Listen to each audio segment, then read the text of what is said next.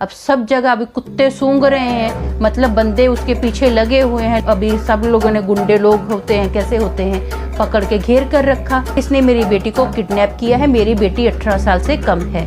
मैं शादी से पहले प्रेग्नेंट थी। मैं किसी से बहुत प्यार करती थी।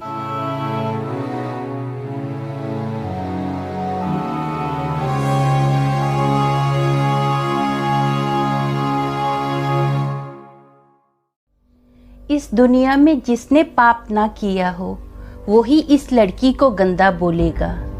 जब ये किस्सा मेरे सामने आया तब अज्ञानता की खोखली और दोगली सोच से मेरा सामना हुआ, जिसकी वजह से इसकी जिंदगी जीते जी नर्क हो गई। ये किस्सा आपको सोचने पर मजबूर करेगा कि आज की सदी में भी लोग इतने विकसित नहीं हुए हैं। हर कोई दूसरों को कठपुतली बनाकर अपने इशारों पर बस चलाना चाहता है। हेलो दोस्तों, मेरा नाम अमन है। मैं आप सभी का मेरे YouTube चैनल 50-50 ब्लॉग्स में स्वागत करती हूँ। उम्मीद करती हूँ कि आप सभी अच्छे और स्वस्थ होंगे।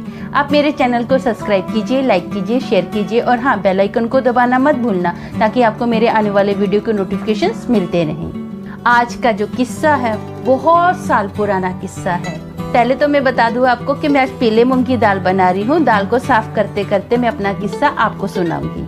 मैं बहुत साल पहले अपनी पहचान के रिश्तेदारों के घर गई। हमारे जो रिश्तेदार रहते थे वो गांव में थे। बहुत मतलब वो गांव ना बहुत पुराने स्टाइल का जो गांव रहता है ना, वैसा गांव था लोगों का। तो मैं आंटी के घर पर गई। आंटी के घर पर अच्छा था, खुली हवा थी, खुला माहौल था, आजू बाजू अच्छा था, सब कुछ अच्छा चल रहा था। तो मुझे अच्छा लगता था आंटी के घर पर जाना छुट्टियों में। तो एक दिन क्या हुआ ना, आंटी के पड़ोस में से एक बहुत हस्बैंड वाइफ की लड़ाई की, झगड़े की आवाज़ आ रही थी। कंटिन्यू सुबह से वो झगड़ा कर रहे थे। तो मैंने जो आवाज़ सुनी, मैं वो आवाज़ आज भी वो डायलॉग मेरे दिमाग में गूंजते हैं। तो एक आदमी बोल रहा था, तुझ पे भरोसा करूं मैं? तुझ पे? तू भरोसे के लायक है? हाँ, तेरी जैसी औरत पे मैं भरोसा करूं? तो लेडी बोल रही थी, अरे एक बार तो करके देख, मैं बोल रही हूँ ना तुझे, प्लीज मेरे पे भरोसा कर। तो वो उस बंदा ना उस लेडी की आवाज़ सुन ही नहीं रहा था, बहुत जोर जोर से उसको डांट रहा था और गालियाँ भी दे रहा था। अब पूरा मैटर क्या था वो तो मुझे पता नहीं है। तो मैं आंटी को पूछा, आंटी क्या है ये कब से लोग लड़ाई कर रहे हैं? तो आंटी ने मुझे बोला, किचन में हम लोग काम कर रहे थे और बातें भी कर रहे थे। जैसे आज मैं अभी दाल भी साफ़ कर रही हूँ और आपको किस्सा भी सुना रही हूँ। सेम आंटी ने मेरे साथ भी ऐसा ही किया। बोले खाना बनाते बनाते मैं तुझे आज इन लोगों के बारे में बताती हूँ। तो मैंने बोला ठीक है आंटी, बताइए ना। जिस घर में से लड़ाई की आवाज़ें आ रही थी ना, जो लड़की का घर था, वो उनका घर बहुत बड़ा था। वो लड़की वाले बहुत अमीर थे। मैं इस किस्से में लड़की का नाम सिमरन रखती हूँ। मैं आपको बताती हूँ कि सिमरन का घर बहुत बड़ा था और उसके जो फादर थे ना, बहुत बड़े व्यापारी थे। तो अब क्या हुआ, आंटी ने मुझे बताया कि बहुत साल पहले ना क्या हुआ, जो उनका एक दुकान थी, उनके घर के बाहर की साइड एक दुकान बनी हुई थी। पहले वो एक रूम ही था। तो आंटी ने बताया ये जो रूम था ना, पहले इन लोगों ने क्या किया, उस रूम को दुकान में चेंज कर दिया। आजू बाजू भी बहुत सारे रूम बने हुए थे और घर के पीछे की साइड में भी बहुत सारे रूम थे। तो जो लड़की और उसके माता पिता थे वो पीछे के रूम में रहते थे। आजू बाजू वाले जो रूम थे ऐसे ही खाली पड़े हुए थे कि कभी कोई रिश्तेदार आए उनको स्टे करवा देने का है। तो एक दिन फादर ने सोचा, अभी क्या बिजनेस माइंड उसका दिमाग है, बिजनेसमैन है तो बिजनेस माइंड तो दिमाग डेफिनेटली उसका हो गई। तो फादर ने सोचा कि चलो ऐसा करते हैं, एक रूम का हम लोग क्या करते हैं, एक रूम की शॉप बना देते हैं। तो उन्होंने वो रूम शॉप में ट्रांसफ़र कर दिया। उन्होंने वो रूम क्या किया, जब शॉप में बदल दिया ना, तो उन्होंने सोचा कि अभी ऐसा करते हैं, हम इस रूम को भाड़े पर चढ़ा देते हैं। तो उन लोगों ने क्या किया, एक बनिए को वो रूम भाड़े पर दे दिया। जो वो बनिया था एक जवान ही लड़का था। अब गांव में तो आजू बाजू आप सबको पता ही है कि जब का ये मैं किस्सा सुना रही हूँ, बहुत साल पहले का सुना रही हूँ गांव का। तो आजू बाजू दुकानें उस टाइम पर नहीं होती थी, बहुत ही रेयर 1 या 2 दुकान गांव में होती थी और उस गांव में आंटी ने बताया था जब हमको मार्केट भी जाना रहता था ना तो हमको बहुत आगे जाकर सब्जियां वगैरह खरीदनी पड़ती थी, नहीं तो बैलगाड़ी पर ही क्या था यहाँ पर लोग आते थे सब्जियां बेचते थे। आंटी बोले ये तब का किस्सा है। मैंने बोला अच्छा ठीक है। तो फिर क्या हुआ, तो आंटी बोले इस लड़की को ना मतलब सिमरन को वो बनिए से प्यार हो गया। अब कुछ भी लेना देना रहता था तो वो बनिए के पास आती थी, आती जाती थी तो बातचीत होती थी, क्योंकि वो तो लोग थे इन्हीं की लोगों, यही लड़की वालों ने तो इसको रेंट पे दुकान दी थी, तो जान पहचान हो गई, अच्छे से बातचीत करते थे, धीरे धीरे प्यार हो गया। अब ये लड़की क्या करती थी, माँ तो पीछे के घर में रहती थी, बोलती थी कि मैं रूम साफ़ करने जाती हूँ, बाजू के रूम साफ़ करती थी, खिड़की में बैठी रहती थी और लड़के से बातें करती रहती थी। ऐसा करते करते अब आजू बाजू वाले लोगों ने क्या किया, जब बातें करते हुए देखा तो परिवार वालों को बता दिया। परिवार वालों ने लड़के को भी वार्निंग दी, लड़की को भी वार्निंग दी और क्या किया, दुकान खाली करवा ली। तो अभी क्या हुआ, लड़का लड़की आपस में उस टाइम पर आपको पता है कि मोबाइल का ज़माना तो है नहीं था, मिल नहीं पाते थे।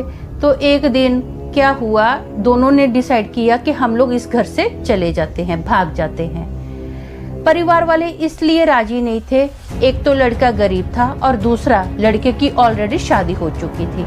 ये बात लड़की को भी पता थी कि लड़के की शादी हो गई है। अब क्या कर सकते हैं, बोलते हैं ना जब प्यार हो जाता है तो सावन के अंधे को हरा हरा ही नजर आएगा ना।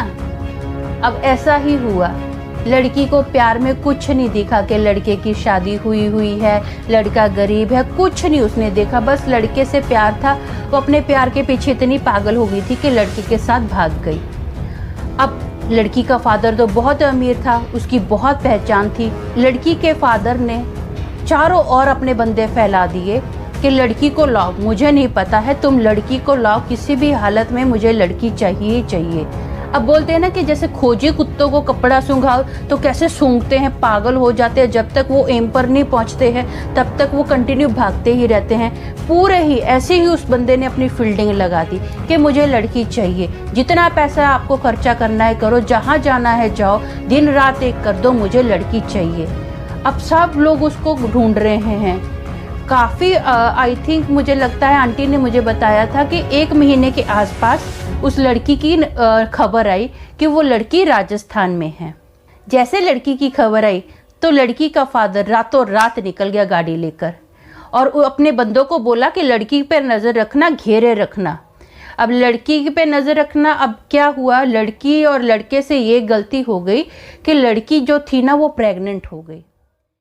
एक दिन शाम का टाइम था, वो लोग क्या करते थे, सुबह ही खाने पीने की चीज़ें ले लेते थे ताकि एक ही बार वो आदमी घर से निकले, बाकी टाइम घर से ना निकले। अब लड़की प्रेग्नेंट है, उसका कुछ खाने को मन कर रहा है, वो उसका दिल किया कि मैं रबड़ी खाऊं, बहुत उसको अंदर ही अंदर हो रहा था कि मुझे रबड़ी खानी है। तो उसने लड़के को बोला, तो लड़का भी शाम के टाइम पे क्या हुआ, रबड़ी लेने निकला। अब सब जगह अभी कुत्ते सूंघ रहे हैं, मतलब बंदे उसके पीछे लगे हुए हैं, लड़का और लड़की के। तो ऐसा लड़का शाम को पकड़ा गया। जैसे लड़का शाम को पकड़ा गया, उसको अभी सब लोगों ने, गुंडे लोग होते हैं, कैसे होते हैं, पकड़ के घेर कर रखा और पूरी रात उसको बहुत पीटा। जैसे लड़की का फादर लड़की के पास पहुंचा ना गाड़ी लेकर, उसने लड़की को बालों से नोचा और गाड़ी में बिठा दिया और साथ में पुलिस वालों को भी लेके गया। और पुलिस वालों को लड़के के ऊपर गलत इल्ज़ाम लगा दिया कि इसने मेरी बेटी को किडनैप किया है, मेरी बेटी 18 साल से कम है, जबकि असलियत में लड़की 18 साल से ज़्यादा थी। अब पैसे की पावर आपको पता है क्या होती है, तो लड़के को झूठा केस करके अंदर डलवा दिया। अब लड़की के लिए फटाफट उन लोगों ने लड़की के लिए रिश्ता ढूंढना स्टार्ट कर दिया। तो कुछ ही दिनों के अंदर लड़की की शादी तय कर दी।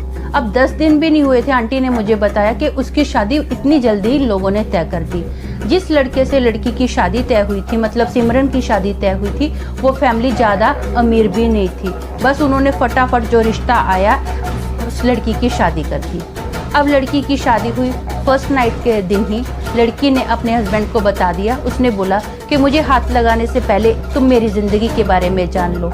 मैं शादी से पहले प्रेग्नेंट थी, मैं किसी से बहुत प्यार करती थी, मैं आज भी उसको बहुत प्यार करती हूँ, लेकिन ठीक है मेरी शादी हो गई है, मैं तुम्हारे साथ रिश्ता अच्छे से निभाऊंगी। अब लड़के ने क्या किया, अब डेफिनेटली सिंपल सी बात है कि लड़के ने तो ये सोचा भी नहीं था, एकदम उसको झटका लगा कि ये क्या हो गया है, तो उसने जाके अपने परिवार वालों को बता दिया और उसी दिन अगले ही दिन लड़की का अबॉर्शन भी करवा दिया गया। लड़की का अबॉर्शन तो करवा दिया गया, लेकिन जो लड़की के ससुराल वाले थे वो पुराने ज़माने के, आपको पता है लोग कैसे होते हैं, वो इतना जल्दी, पुराना ज़माना के आज का भी ज़माना ले लो, ये सब चीज़ें हमारे समाज में सिर्फ बोलने की बातें हैं, जबकि रियल में मुझे लगता है सच्ची है कि ये सब चीज़ें हजम नहीं कर पाते हैं।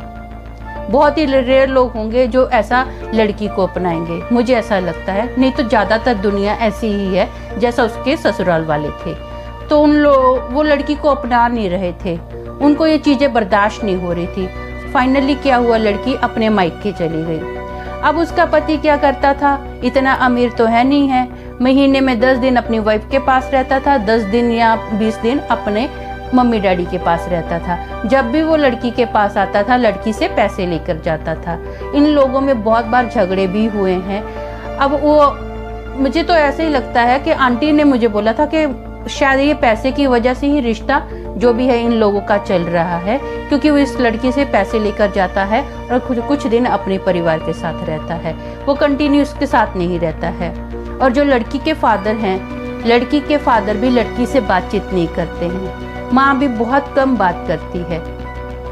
अब देखना, आंटी ने बोला अभी थोड़े ही टाइम के बाद इसका पति बाहर जाएगा, ये आंगन में बैठ जाएगी। जब हम लोगों ने खिड़की से देखा तो उसका पति, मैंने देखा, बाइक पर बाहर गया और लड़की थोड़े ही टाइम के बाद आंगन में आई, एक चेयर पे बैठ गई। आंटी बोले ये इसलिए बैठी रहती है पूरा दिन क्योंकि ये नहीं चाहती है कि अगर घर के अंदर रहेगी तो इसका किसी से झगड़ा हो जाएगा, ये झगड़ों से दूर रहना चाहती है, किसी के साथ कोई बोलाचाली नहीं करती है, बस अपनी ही दुनिया में खोई रहती है। ऐसे में क्या हुआ, आंटी ने खाना बना दिया, हम लोगों ने खाना पीना खाया, मस्त आंटी ने खाना बनाया था। तो खाना इतना हैवी था ना कि मैंने सोचा कि चलो थोड़ा सो जाती हूँ। जब मैं सोने गई तो मैंने उस लड़की को तब भी देखा, उस लड़की का किस्सा कंटिन्यू मेरे क्या बोलते हैं दिमाग में गूंज रहा था कि क्या हुआ है, क्या है, बैठी है कि नहीं बैठी है। मैं सो गई, उसके बाद उठी, चाय पानी पी, मेरे को फिर भी अनईजी फील हो रहा था क्योंकि मैंने बहुत हैवी खा लिया था। तो मैंने आंटी को बोला, आंटी मैं थोड़ा वॉक करके आती हूँ, तो ऐसा करती हूँ मार्केट में से कुछ सब्जी भी लेके आ जाऊँगी। आंटी बोले ठीक है। बाजू में ही थोड़ा ही दूर पे सब्जी वाला था, तो मैं सब्जी लेने निकल गई। जैसे मैं क्रॉस की ना, मैंने उस लड़की को देखा, वो लड़की कुछ धीरे धीरे ऐसा कुछ बड़बड़ा रही थी, मेरे को नहीं पता भी क्या बड़बड़ा रही थी, लेकिन वो अपनी ही दुनिया में थी। कौन आ रहा है कौन जा रहा है उसको कोई फर्क ही नहीं पड़ रहा था। मैं ऐसे क्रॉस करके लड़की को देखते देखते, उसने मुझे देखा तक नहीं है। फिर मैंने आने के टाइम पे फिर लड़की को देखा, फिर भी वो अपनी ही दुनिया में खोई हुई थी, उसको कुछ नहीं पता चल रहा था कि कौन आ रहा है कौन नहीं आ रहा, कंटिन्यू अपनी दुनिया में थी, बस एक टक टक लगा के ऐसा कुछ बोल रही थी। अब मैं फिर से निकल गई वहाँ से। मैंने जब उस लड़की के बारे में देखा, वो अपनी दुनिया में खोई हुई है, तो मुझे बड़ा अजीब लग रहा था। मुझे ऐसा लगता है कि उस लड़की के बारे में कि वो अपने जीवन में खुशियाँ ढूंढने गई थी, लेकिन उसने अपनी ज़िंदगी में गम ही गम पा लिए हैं। पूरी ज़िंदगी उसकी वैसे ही डिप्रेशन में जा रही थी, लड़ाई झगड़े, ना माँ बाप पसंद कर रहे हैं, ना पति पसंद करता है, ना ससुराल वाले पसंद कर रहे हैं। बस वो लड़की सिर्फ एक जिंदा लाश की तरह रह रही थी, जी रही थी, और कुछ नहीं था उसका, उसकी कोई फीलिंग नहीं थी, कुछ नहीं था उसका, कुछ मुझे नहीं लगता, बस मुझे तो वैसे ही लग रहा था कि एक जिंदा लाश एक चेयर पे बैठी हुई है। ऐसा उस लड़की की ज़िंदगी में हुआ, जो कि मुझे देखकर बहुत अनईजी फील हो रहा था। जो कहानी मैंने आंटी से सुनी थी वही कहानी मैंने बता दी है। मैंने ये कहानी ज़्यादा सर्च नहीं की है, मैंने सिर्फ आंटी की बात सुनी और आपको बता दी है। रियल क्या है वो मुझे भी नहीं पता है। तो आपने मेरी ज़िंदगी के बारे में तो थोड़ा सुन ही लिया है, अब उसी टॉपिक पर थोड़ी कविता भी सुनिए। ये 50-50 ब्लॉग का स्टाइल है, थोड़ी ज़िंदगी थोड़ी कविता। किसने गुनाह नहीं किया पर इंसाफ सिर्फ मेरा हो रहा है, धब्बे सबके ऊपर थे फिर भी त्याग सिर्फ मेरा हो रहा है।